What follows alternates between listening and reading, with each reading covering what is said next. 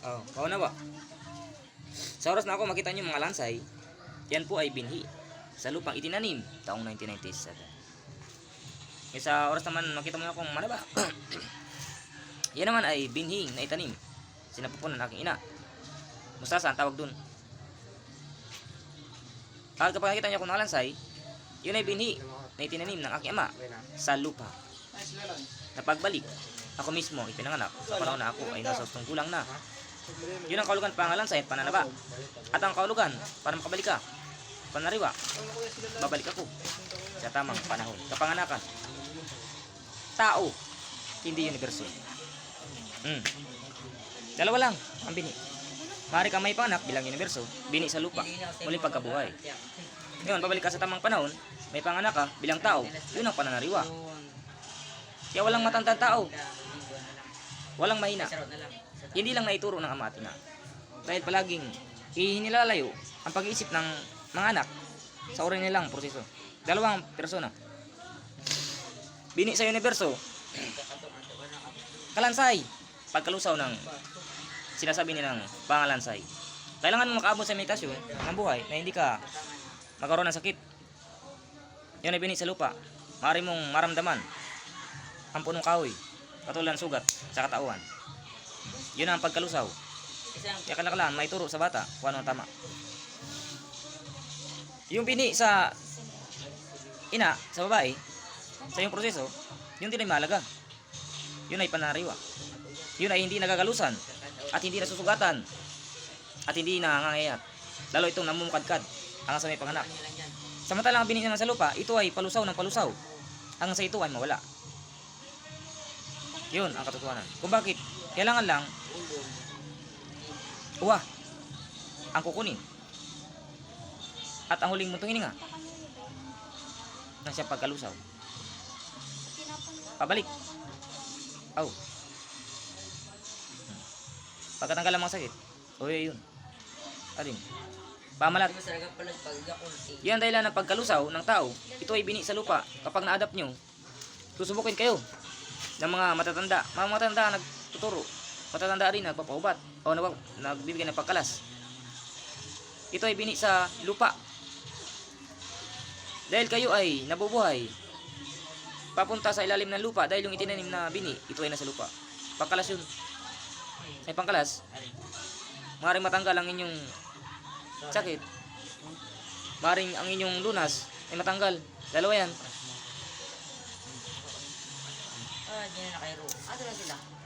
O ina ko yung mga nangalansay. Yung aking mga kasama nung kapanahonan ay mga kalansay. Replika. Kapag bini sa lupa, replika ng nasa paligid. Hanapin niyo kung sino ang kalansay. Kayang kopyahin ang bini sa lupa, ang pangalansay. Ito ay bini sa lupa.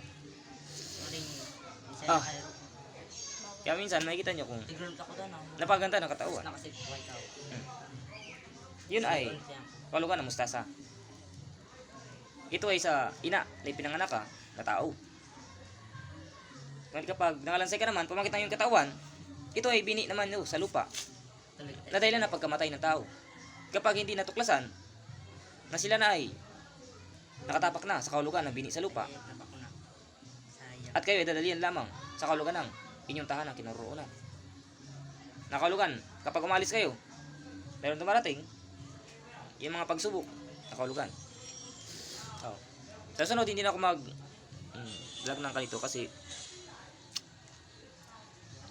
yung mga nauna ng mga matatanda, sila na magturo. Kasi ano man sa to? Ano lang to? Testing lang to. Kung ako talaga ay original, na nung kapanahonan pa akong nabubuhay rito sa lugar. O impostor, na ginakuha-kuhan lang. Paliliwanag ko lang ko ha. Magmula sa tao, ako ay inipinanak taon 1997. Naitanim sa lupang bini. Yung original kong mula sa ama, naitanim sa lupang bini. Ngayon, yun ay pabalik. Naipapanganak yun ng aking ama. Sa panahon na ako ay nasa 8 gulang na.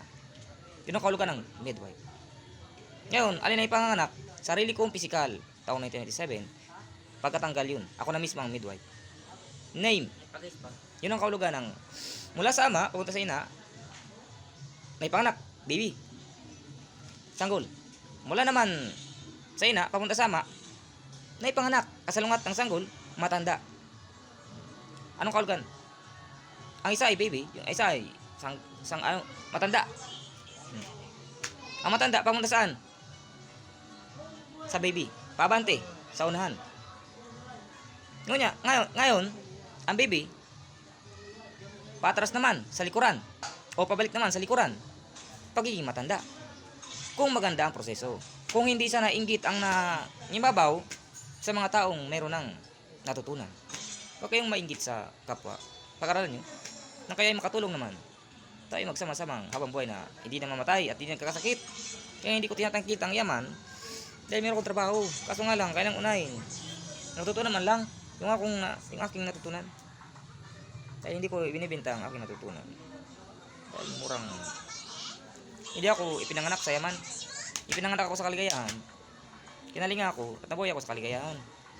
Ngayon, ang kalungkutan, kaligayahan pa rin yun. Pati kapangitan, kaligayahan pa rin yun. Yan, puro yung kaligayahan. Maligaya ka sa una. Dahil nakalika ka ng buhay. Nung may panganak yung nalika mong buhay, mas maligaya ka.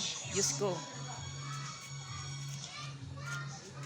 Yun ang kahulugan, nagkaroon ka ng 4 na pakpak. Alin? Mayroon kang lulo at lula. Kaliwa kanan. 2 pakpak. Sa taas. Ngayon, nagkaroon ka pa ng lula at lula. Lula, 2 lula, kaliwa kanan. Nagkaroon ka ulit ng 2 pakpak. Saan? Sa baba na yun. 4 na ang pakpak mo. O, nagkaroon ka ng ama at ina. Nagkaroon ka ng 2 sungay. Yung kapanahonan mo, na isa ka pa ng sanggol, meron ka ng buto. Nawali ka ng kanyuan. Oh, matanda. Kung bakit? Yung matanda, bumalik sa pagiging bata, sanggol, yun na mismo ang pinaka-perfecto ng likha ng sama. Lolo at lola, sa kaliwa at kanan, ama ina, bilang sungay. Kapanahonan mo na ikaw ay sanggol, bilang buntot. Ikaw, ano ka? Physical na katauhan. Kumpleto mong na-permit, katibayan. Birth certificate. Hindi na mababago kapag narito ka na sa mundong ibabaw. Mababago mo lamang yan sa nakalipas ng panahon. Doon ka mag-aaral. Pagkatapos, paunti-unti yung mababago, kukunik-kunik tayo ang maayos na panahon. Dahil hindi na mababago kapag narito ka na. Nagkaroon ka ng sugat, katulad ko, meron sugat. Minsan ito na aking ina. Iba bang bahagi sa tuhod, physical naman, sa katauhan, sa susunod naman, tula kanan, swero naman, sa kaliwa. Malaya na ako. Sa likod ko, minsan na aking ama, para ako maging malaya. At wala silang pakialam sa akin. Dahil ako ay tumanggap ng parusa. Yun ang katotohanan. Kapag tanggap mo ang sarili mong kapalaran, tatanggap ka ng pamarusa. Kung ikaw ay may kasalanan. Kahit na wala kang kasalanan, kailangan mong tanggapin, meron nga pamarusa. Katulad ng ina, walang kasalanan, nagkaroon ng pamarusa dahil nagkaroon ng anak. Cut. Tapos na ang pagsukat sa akin. Ito na mismo ang kalayaan ko. Mga oha. Oha. Dat. Oy. Tanggal ng lamang nakausli. Ang uha ay bukang bibig. Ang OUA ay lamang nakausli. Tanggal. Ang uwa, isang pinakantanda ng tuldok ng pananalita. At ang OUA, krus, nasa pinaka lawak ng pisikal. Ang OWA dot ay pinakatuldok ng pananalita. Tapos, kahulugan amin. Ang OUA, krus, ang pinakalawak ng pisikal na katauhan. Yung dot, abo, Dexbel. Yung cross, Jesus. Yan ang mismo kompletong sagot ko sa Espiritu Padre, Santo Papa. Nag-aaral ako at hindi ako nagkabatyamba. Kasama yan sa aralin, sa eskwelahan. Una pamilya. Yan na. Balik na uli. Nakarap. Hindi nakatalikod. face to face. Patapos ng pagkakasubukan. At walang kaliwa o kanang view. Ito ay nakaharap ang pinakapaubat. Ang kaliwa kanang na paligid at nakatalikod, ito ay sakit itong ibinibigay. 3 persona yun. Ngunit ang nakaharap, ang siyang pinakalunas. Cut. See holy cut. Cut holy. Okay na, eksakto. Nakita ko ng imay. Sa akin, imay. Wala pa akong galit sa inyong. Isa lang tong request.